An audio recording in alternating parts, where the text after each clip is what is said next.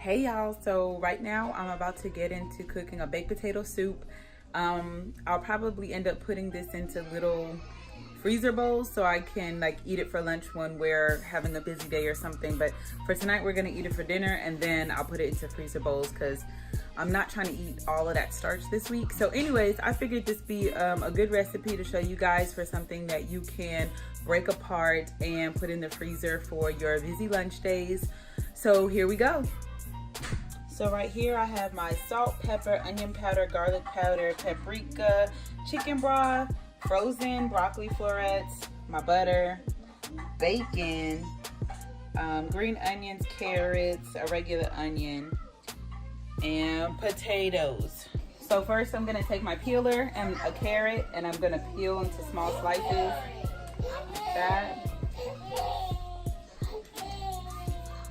And they're gonna come out really thin, and then I'm gonna end up chopping them up later. But for now, I'm gonna let my son do this part while I do everything else. Now I'm chopping my onions, and I'm going to use those in just a little bit after I begin doing my butter and flour mixture. I like to chop them up really good because no one else likes chunky vegetables in their soup except for me, so I don't make them too big. Now I'm gonna put the potatoes in boiling water. I'm gonna use 2/3 cups butter,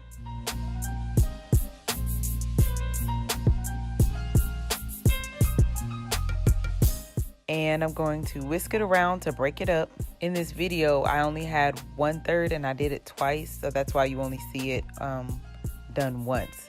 But I actually put 2/3 in here.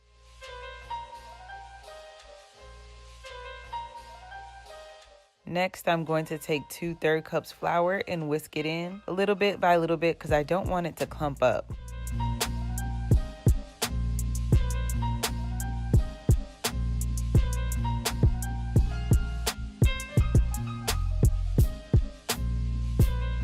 And now I'm going to add 4 cups of milk. I'm going to slowly stir it while I'm mixing so it can really break up the flour mixture. It's a lot of mixing going on. Make sure you get the size of your pot, otherwise it'll burn. Now I'm going to use 1 teaspoon garlic powder, 1 teaspoon onion powder, and 1 teaspoon paprika for a smoky flavor.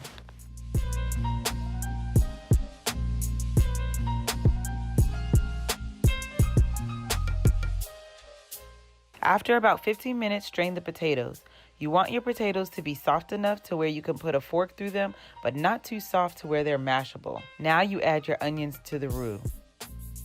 I've left my broccoli out for just a little bit so it can soften and they won't be completely frozen.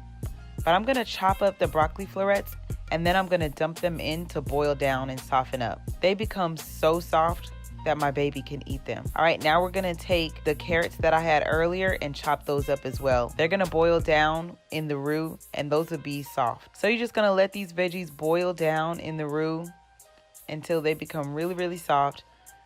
And then later on, we're gonna add some chicken broth. So I'm about to start the bacon since I'm cutting my potatoes. The bacon is probably the thing that takes the longest. And so that pan is heating and I'm just cubing these potatoes, and you see the potatoes are still like firm. They're not like mushy. They're not leaving a lot of residue on my hands, and that's how I want them to be. But I can still bite through them, the kids can still bite through them, and they're going to boil down for like another 10 minutes in the soup mixture.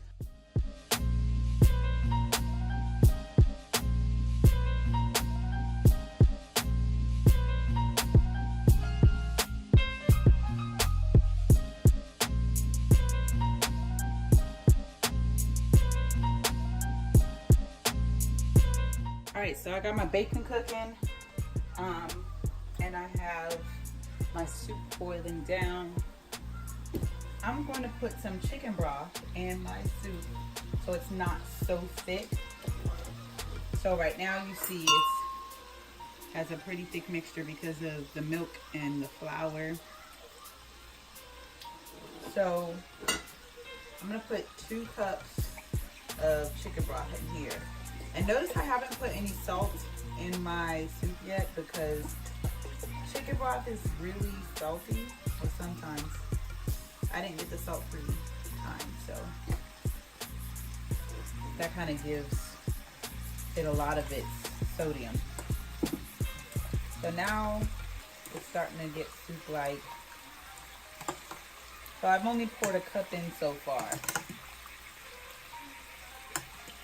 I'm probably going to pour another half cup.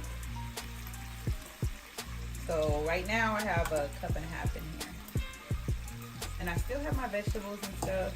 I'm a big stickler on like having vegetables in something somehow. So as I let this cook a little bit, it'll thicken up a little bit more, and then I'll probably add some chicken broth as we go along. So yeah. So my husband likes sausage in his baked potato soup, so we get this andouille sausage from the store. It's not like back home in Texas, but hey, you know, we make do with what we got. So there's half left. We've been using it as breakfast sausage. I'm gonna cut this up. After the bacon is done, I'm going to slightly fry that, and then he'll use that for his soup. I don't like it in my soup, but you know, he's a meat eater. I got my stove turned off. I'm just about to, I drained some of the bacon grease out, so I'm just about to let these cook for like 5 minutes in here. So I don't want them to brown too much. That's why I turned the heat off. And I'm just gonna let them do what they do. While I finish my sausage, and the soup is still boiling down just a little bit, I'm gonna cut up the green onions. That's gonna go on top of the garnish. Very easy.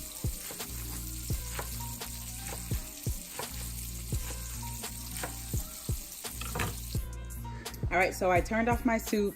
It's still on the burner. It's just boiling down. I'm gonna move it in a second. The sausage is cooking, but the burner is off.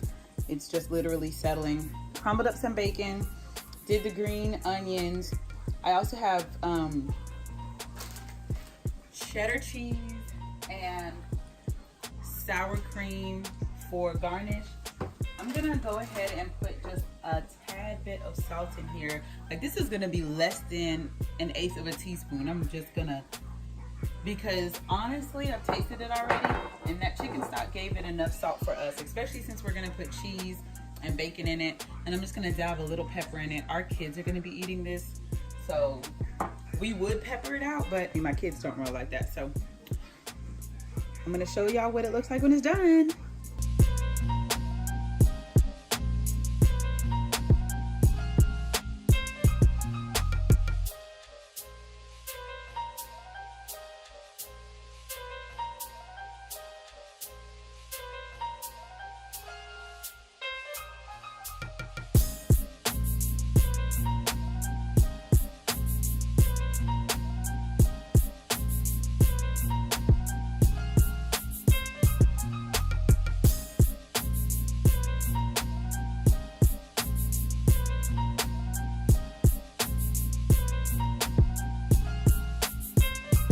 Thanks for watching.